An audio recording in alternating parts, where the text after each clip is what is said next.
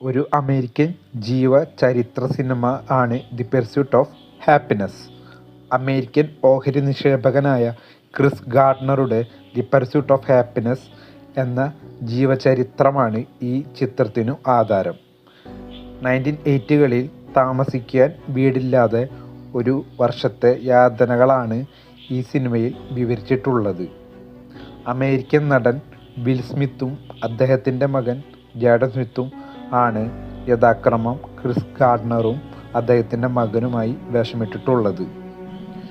അതിലെ അഭിനയത്തിന് അപ്രാവശ്യത്തെ ഓസ്കാർ അവാർഡും ഗോൾഡൻ ഗ്ലോബ് അവാർഡിനും നാമനിർദ്ദേശം ചെയ്യപ്പെട്ടിരുന്നു. സിനിമയുടെ പേര് പോലെ തന്നെ സന്തോഷത്തെ അന്വേഷിച്ചു നടക്കുന്ന ഒരു മനുഷ്യൻ്റെ അനുഭവിക്കുന്ന പ്രശ്നങ്ങളും അതിനെ എങ്ങനെ നേരിടുന്നതും എന്നതാണ് ഈ സിനിമയുടെ പ്രചോദന കഥ. അതിനോടൊപ്പം ഒരു അച്ഛൻ മകൻ ബന്ധം വളരെ ഭംഗിയായി ഈ സിനിമയിൽ കാണിച്ചു തന്നിട്ടുണ്ട്. തീർച്ചയായും ജീവിതത്തിൽ ഒരു പ്രാവശ്യമെങ്കിലും കാണേണ്ട ഒരു സിനിമയാണ് ദി പെർസ്യൂട്ട് ഓഫ് ഹാപ്പിനെസ്. ഇതുപോലെ ഉള്ള മികച്ച മൂവീസ് ആൻഡ് സീരീസ് റിവ്യൂസിന് വേണ്ടി ഈ ചാനൽ സബ്സ്ക്രൈബ് ചെയ്യുക.